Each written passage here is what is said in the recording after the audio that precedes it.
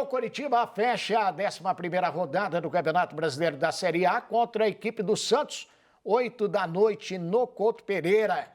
E o Coritiba está de olho no mercado e está preocupado também com a situação do Igor Paixão. Quem tem as informações é o repórter Nicolas França.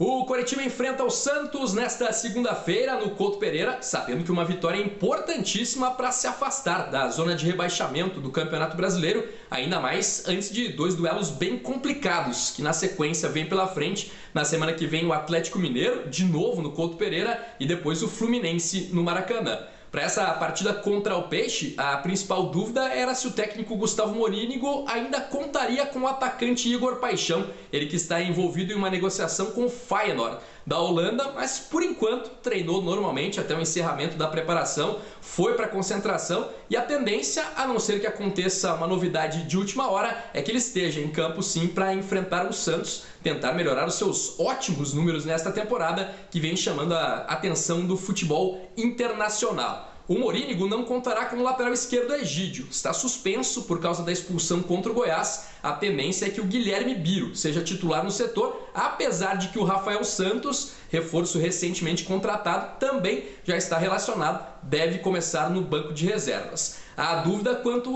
ao sistema tático, né? Contra o Goiás, o Morínigo começou com 3 zagueiros. Desta vez ele pode repetir a formação com o Guilhermo ali atrás, junto com o Henrique e o Luciano Castan, ou então reforçar o meio de campo, quem sabe a entrada de mais um volante, o uruguaio Jesus Trindade, ou então de um meia, já que o Tony Anderson está liberado por causa de um efeito suspensivo, por enquanto não vai precisar cumprir a segunda partida de suspensão que ele pegou por causa da expulsão contra o Palmeiras. Enquanto a comissão técnica preparava a equipe para esse jogo contra o Santos, a diretoria seguiu ativa no mercado. Já tem reforços que estrearam, né? Casos dos volantes Bruno Gomes e Jesus Trindade. O atacante paraguaio Hernan Pérez está à disposição para o jogo contra o Santos. Deve fazer a sua estreia, mesmo que no decorrer da partida. E aí, durante a semana, o Coritiba acertou e oficializou a contratação do lateral Rafael Santos. Inclusive, deve começar no banco de reservas nesta segunda. E também já estão fechados o zagueiro venezuelano John Chancellor, que estava no futebol da Polônia, por último, e o atacante Matheus Cadorini, jovem de 19 anos que vem por empréstimo do Internacional. Também do Inter pode chegar ainda mais um reforço, o tão esperado meia, que a torcida aguarda com ansiedade, também a comissão técnica, o Bosquilha, de 26 anos, revelado pelo São Paulo, com passagens pelo futebol do exterior e que nas últimas temporadas defende o Inter, mas sofreu com uma série de lesões, perdeu espaço, agora estava em disponibilidade. Coritiba, considerando uma boa oportunidade de mercado, foi atrás e negocia neste momento. Então o Bosquilha também pode reforçar o Coxa para a sequência do Brasileirão. Osmar. Valeu, muito obrigado, Nicolas França. O Marcelo Ortiz Gil Rocha, vou passar aqui já os relacionados, né? Opa. O Alex Muralha e Rafael Williams, os goleiros. Jogadores de defesa, Guilherme Biro, o Guilhermo, o Henrique, o Luciano Castão, o Márcio Silva, Matheus Alexandre, Natanael, Natan Mendes e Rafael Santos. Meias, Bernardo, Bruno Gomes, Jesus Trindade. Jesus mesmo. Jesus Trindade, Regis, Tony Anderson, Val e William Farias.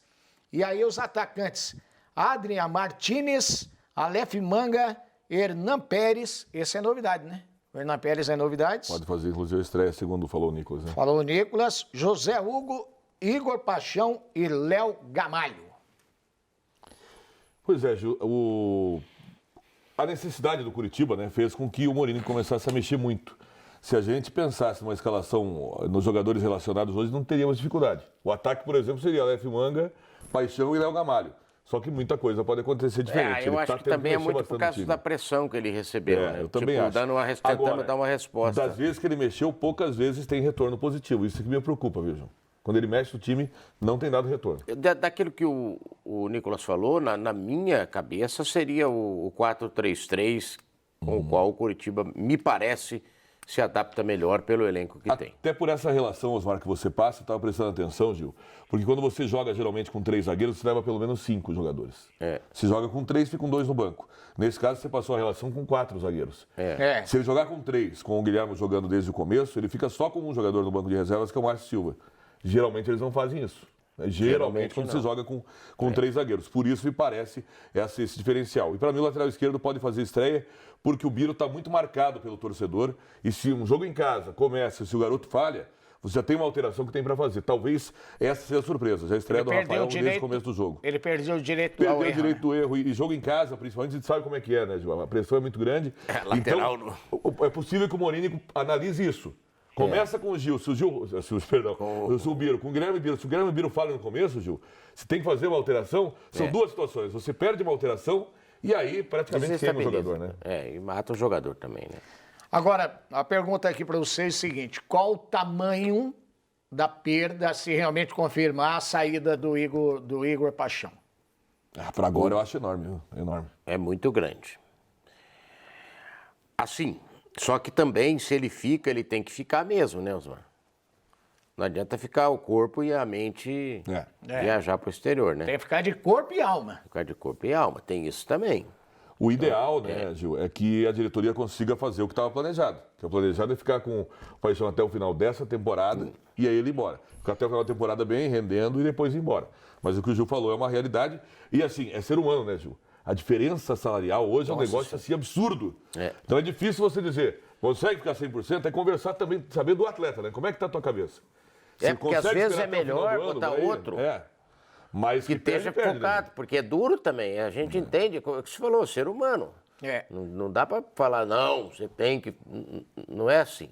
Nem sempre você controla. Ó, você ganha 100 aqui, você vai ganhar 800, mas é só do ano que você... Então, Tá louco. como é que o cara vai caindo menos. Como é que fica a cabeça? Não, tá duro, louco. cara. Agora, se ele continuar e bem, ele continua sendo, para mim, tecnicamente, o melhor jogador do Curitiba. Ele joga O Paixão muito. hoje, é um baita jogador.